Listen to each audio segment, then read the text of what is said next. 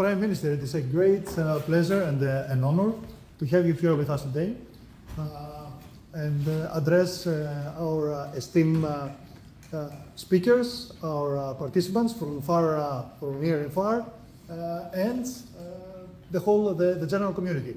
As we know, this is a fireside chat, so it's supposed to be interactive, exactly.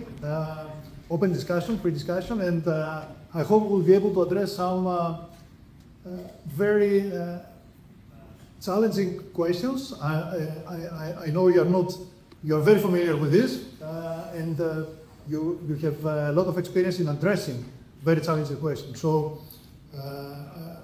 I will be keeping some notes. I will be reading some notes because memory is not one of my best assets at this age.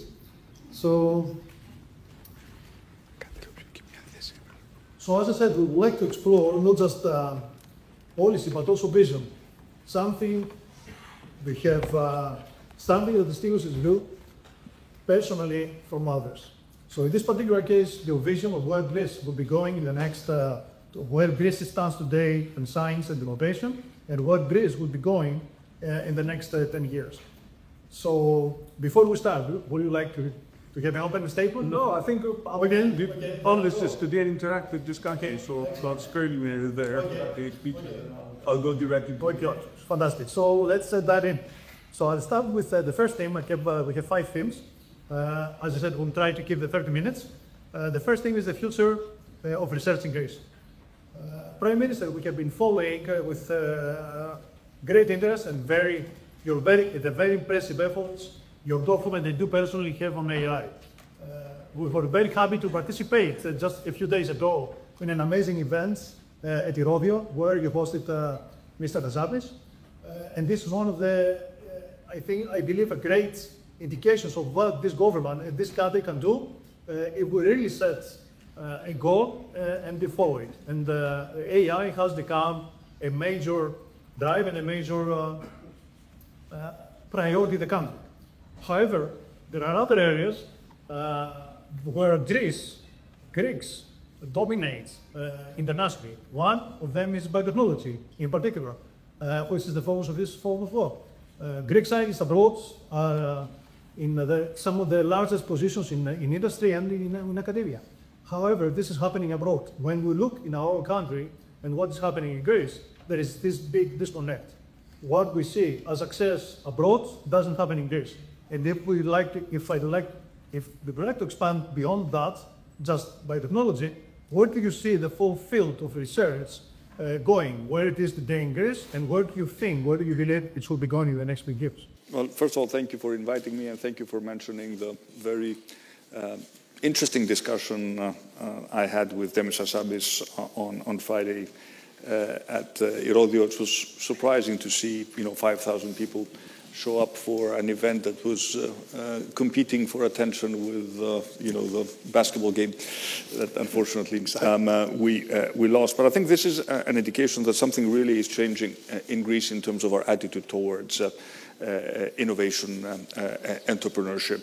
And my fundamental belief is that Greece can become what I term an innovation nation by focusing on our ability to leapfrog other countries and making up the lost distance with many of our European counterparts. And I do think that if you look at the robustness of the ecosystem of entrepreneurial companies in Greece, we should be pleasantly surprised in terms of the number of companies, the availability of private funds, the exits that some of these companies have succeeded in putting together. So something clearly is happening in terms of the private ecosystem around innovation, research, and development. Now, when we look at the public space, the traditional way, I think we do our or we fund our research, I think it's fair to say that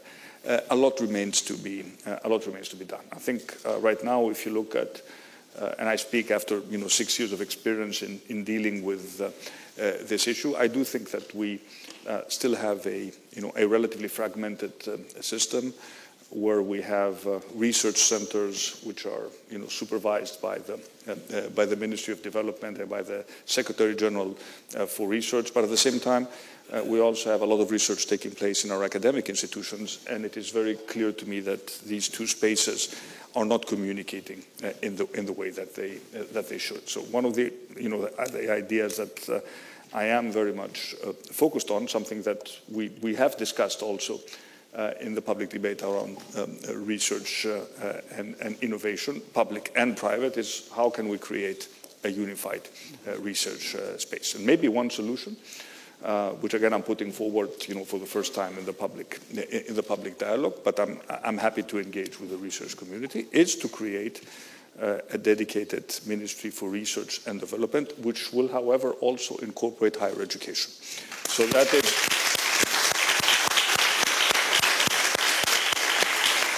Again, as someone who has done government restructuring at the highest level, I know that these efforts, in order for them to actually be implemented, need a lot of preparation. So this is not something that we could do tomorrow, but it is certainly something that the country could have ready after the next elections, if we plan it correctly, and if we engage with the research community in a way to unify our research space, and then also look at the other institutions that we need to have that will supplement the government agency that will be in charge of a unified research space. So I'm ready to have this discussion in earnest, and in cooperation both with the Ministry of Education and the Deputy Minister, we will organize a more structured dialogue in terms of how this common research space could be set up. So this, as far as the public space around research, which would also, and again, I would insist on this,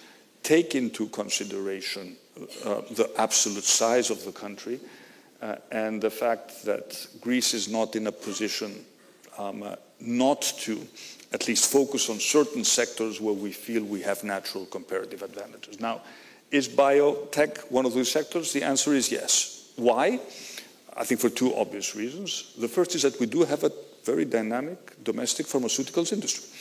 We should not forget that right now we have 45 factories in Greece as a result of the incentives that we provided the domestic pharma industry. We had investments close to 2 billion euros as a result of the investment clawback. And a lot of this investment is not just in basic production, it is also in research and development. And of course, the second factor, I'm sure we'll discuss it, is our amazing expat community, which can act as a natural bridge between Greece and the cutting edge of life sciences abroad.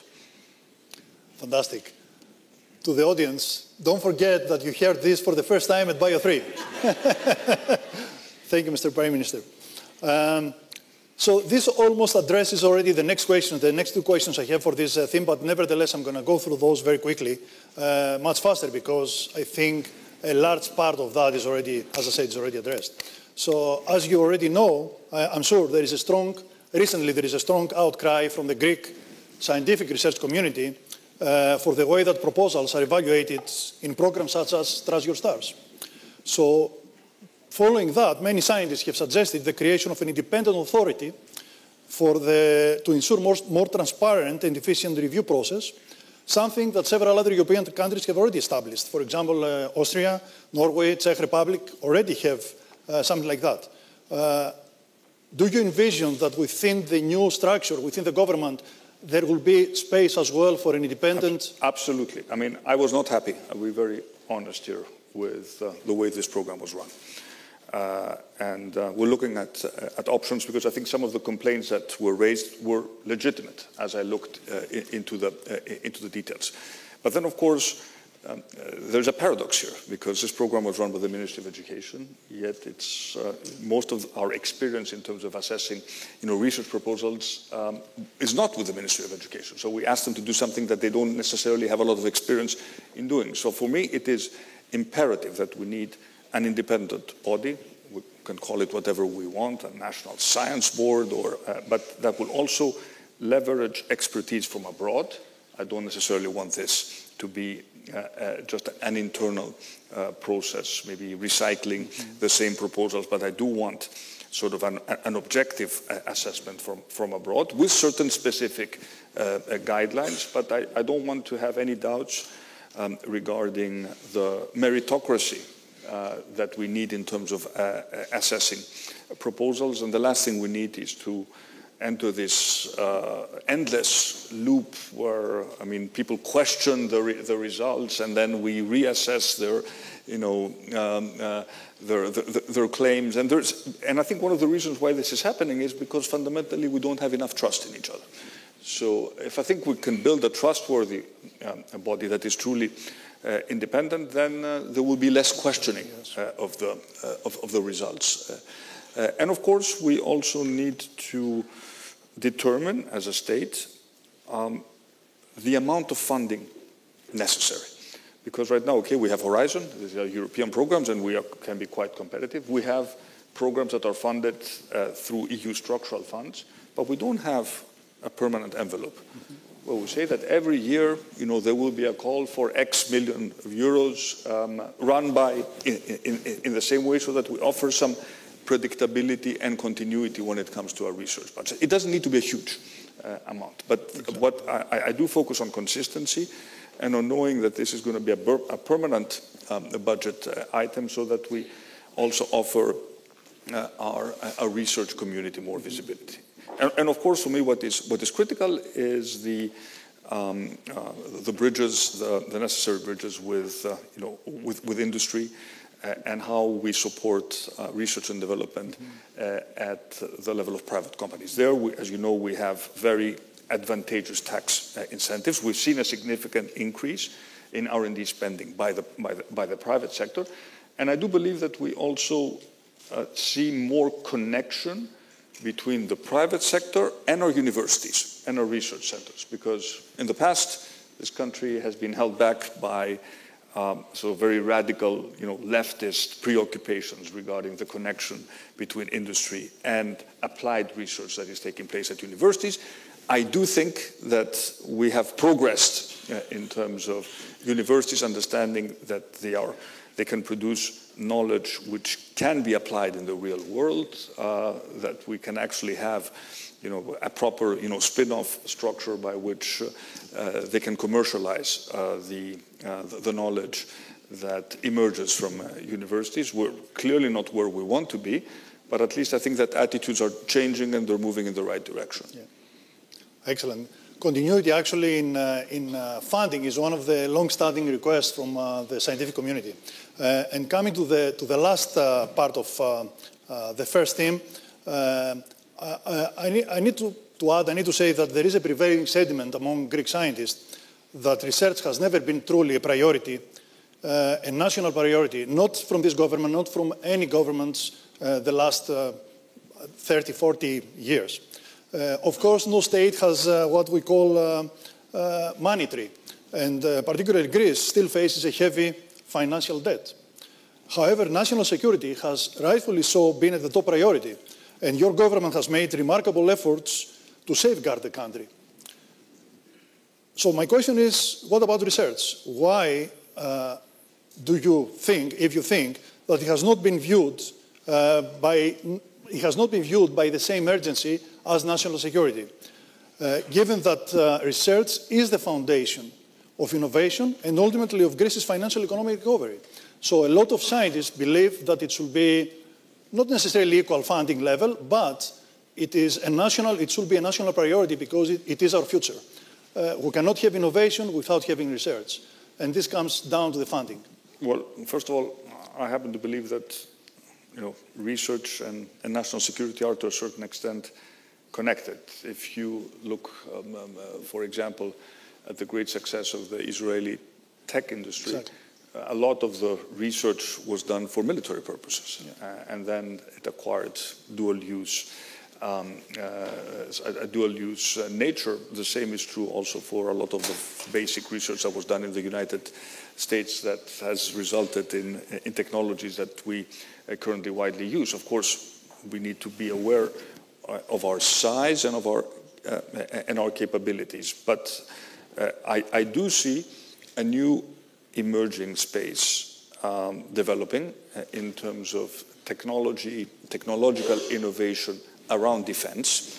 For the first time, we have a structure, ELCAC, which has the ability to relatively quickly finance innovative projects in terms of product development, which of course entail a lot of basic research in order to get to a proof of concept product or service.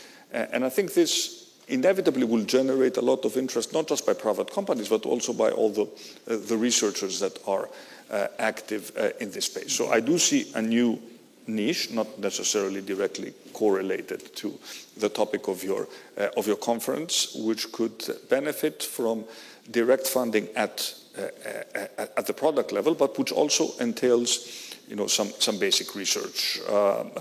Now, to your broader question, I do think that it brings me back to what we discussed previously. A very fragmented landscape, lack of proper evaluation of the quality of the research that has been produced, a tendency to sort of just not to challenge the status quo, because at some point in a competitive landscape, we also need to acknowledge that maybe not everyone is going to survive if they don't do work which is acknowledged as important and work that deserves funding. On the other hand, I think there's a great opportunity, if you look at also what's happening in the United States, maybe to repatriate some of the researchers who may find themselves now in a more challenging funding environment. Again, we need to be aware of the size of the country and the fiscal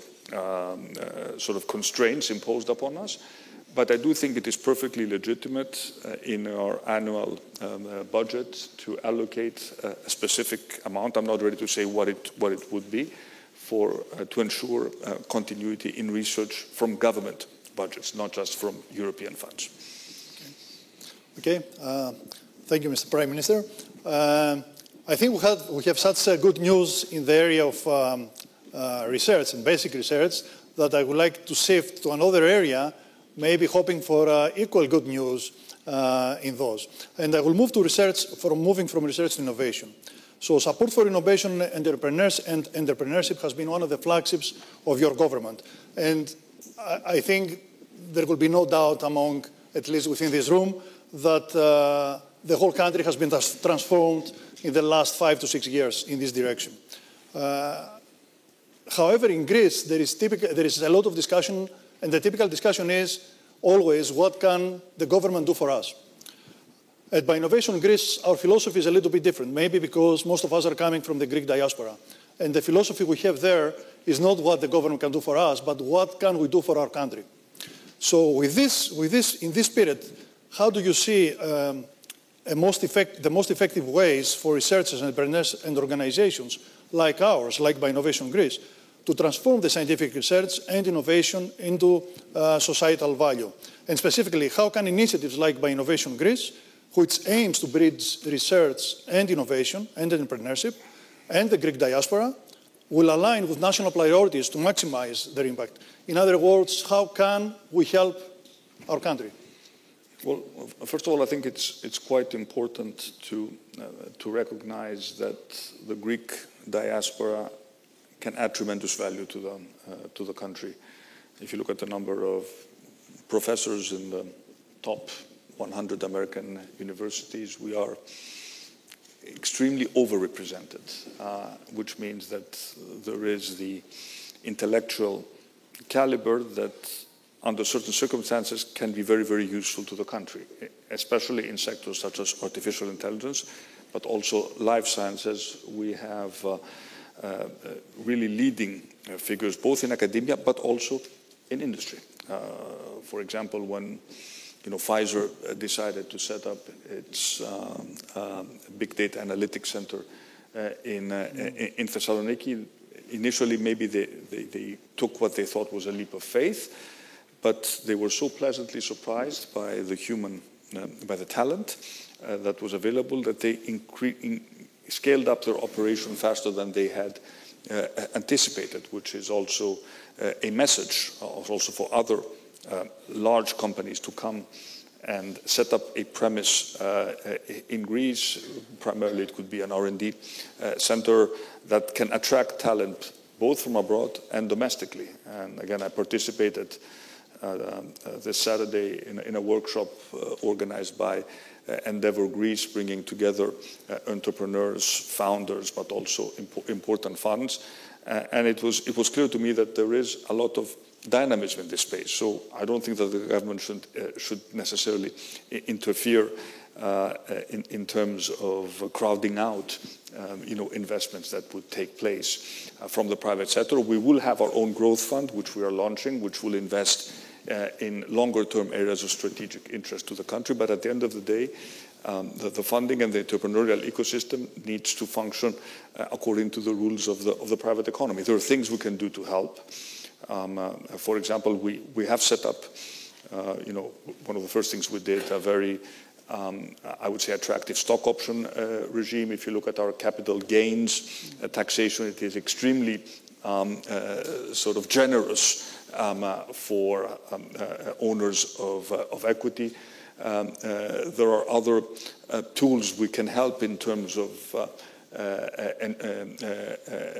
ensuring that startup companies can have access to capital. We have these simple agreements for future equity, what we call SAFE, which are very much used in Silicon Valley, which are standardized ways for young companies to raise capital. Maybe this is something that we can add to an institutional framework. And then, of course, a big sort of part of our effort is to convince, the younger graduates of our universities, in particular our STEM graduates, that there is a future in entrepreneurship if they feel they have a product or a service that they can actually commercialize. And the fact that we have had success stories of companies that have been sold at significant valuations only, I think, fuels the interest of more young people to enter into this space.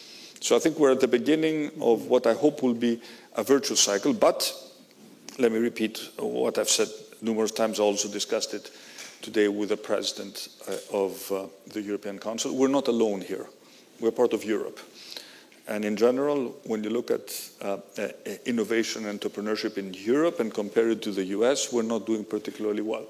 And one of the reasons we're not doing particularly well has to do with the regulatory burdens that many of the companies that are established in any European countries face when they try to do business in another European country. So this idea of what we call the 28th regime, an EU-incorporated legal structure that will allow you to easily do business in all European countries, it's something which is very much requested by our entrepreneurial community, and hopefully something that we can work on at the European level. And of course, I think another advantage that we have and what we can do as a government, and this is particularly relevant to artificial intelligence, is to have a regulatory regime within the confines of the AI Act that encourages more innovation and that also offers those who are interested anonymized but well-curated data. And this is particularly relevant for healthcare, which is connected to the topic of your conference. There is an explosion. And I do think that if there's one area where AI unequivocally is going to be beneficial, I have lots of concerns about other areas, but when you look at healthcare, there is a tremendous interest by startups, Greek, foreign companies, to offer new services and new solutions that will use the data that we have. So having a proper data management framework, especially for healthcare data, that is protective of personal, that is respectful of personal privacy, but also important and big enough for companies to actually use and develop new services, is going to be, I think, an area where we can really lead in terms of innovation. Actually, this leads me to another question, that a follow-up question to that. I wasn't planning to ask about that, but since you mentioned it, clinical trials and biobanking is an area that a lot of scientists in the biotech area believe that Greece could thrive for several reasons. And we're lagging behind a little bit. We don't have a biobank. We don't. The clinical trials are not as much developed as they could be, and they could be an incredible source of additional revenue for the country. What do you see there happening or changing in the next few years? Well, I think it's something we're working with the Ministry of Health. They're very much aware that we have lots of potential in terms of clinical trials. I think we have improved, but we clearly need to get better in terms of helping with recruiting and simplifying bureaucracy. I find the idea of a biobank fascinating, and I do think this is a project of national interest. We're thinking now about how we will structure it and how we will explain to people that this is something which is actually going to be beneficial for the entire population. Not an easy thing to do in an era of misinformation and disinformation and a lot of skepticism about government holding very, very important personal information. So this is a topic I've asked my team to come up with specific suggestions, but I do think it's something that the country needs, and I think we should really talk to the younger population and start with younger people who are more open and who are the ones who will most likely benefit in decades from now from us having this biobank established. Yes, exactly. I totally agree with you. This is a great opportunity, and we were reading the news the last few days where the CEO of Thermo Fisher was visiting the country and had discussions with you. It's one of those discussions we've had. So we're looking at options and at potential partners, but we would also need your cooperation as thought leaders to explain in simple words to people why this is important. I think one of the very important steps we have taken has been, if you look at our healthcare policy, beyond what's happening in primary care and in hospitals, has been our preventive medicine strategy, which I think has been recognized also in Europe as really being at the forefront of a more modern approach towards health, and has delivered measurable results. I mean, we have saved lives, and not only that, we have made people sensitive to the idea that you need to take care of your health when you're healthy and not when you get sick. This is a sea change in terms of how we view health. But of course, it's also giving us a lot of data. So if we have mammograms for hundreds of thousands of women, or if we, this is valuable. Again, data that can be used to drive more innovative solutions. I'm very happy. No, I'm sorry. There's a clear change in terms of how we view health, and I think a lot of the work around the cutting edge work around longevity very much centers around what we can do today when we're healthy, to ensure that we will be healthy in 10, 20, 30 years from now, or to ensure that when we get older, our quality of life will be better. And a lot of it is very basic things. Don't smoke, don't drink too much, be careful about what you eat. But as we get more sophisticated and identify new biomarkers, this will become more critical, more personalized, and much more sophisticated. I'm very happy to hear the word, putting the emphasis on the word data, because AI is essentially useless without good quality data. So data is definitely at the center there. So we're running out of time. We're at the end. We are the last question, and I wanted to dedicate the last question to the young scientists in the room, and you mentioned that several times. So what message will you give to the young scientists and entrepreneurs that within this room today, many of whom are at crossroads? They're finishing their studies and they're thinking, should we stay?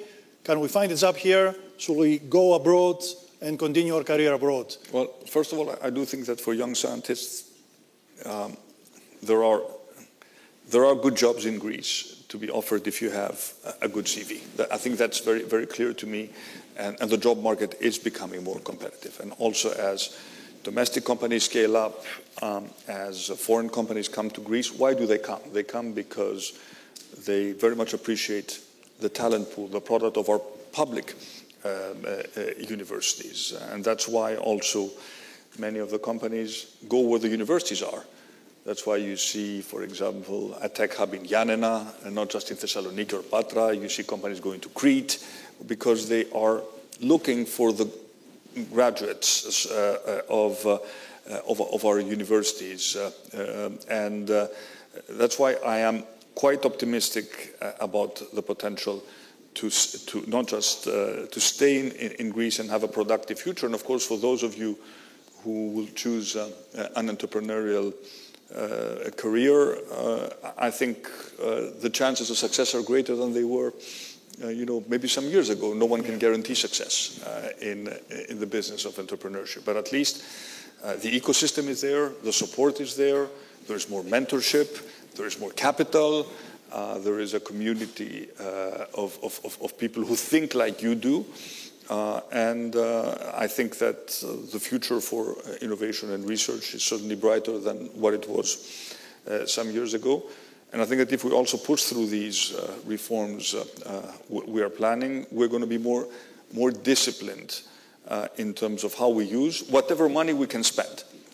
Because again, it's not that we can spend an obscene amount of money, but I want to make sure that whatever money we use, whether it's European funds that we channel to Greece, or whether it's public funds, taxpayer money, what I don't want to see is I don't want anyone questioning the quality of the evaluation. I think we have excellent people from abroad who would help us, and that's what I envision. That's what we talk also with ESETEC in terms of sort of chartering this new landscape. Again, I can hear the criticism, why haven't you done this already? Trust me, we're very busy with lots of things. We have made progress on this front, but I think now it's time to really sort of accelerate. And frankly, I found because I want to be very honest, I found the public debate around innovation and research over the past months helpful also to me. I'm the first to always accept constructive criticism if at the end of the day it helps us getting better. Fantastic. Mr. Prime Minister, thank you so much for your time. Thank you. For joining us.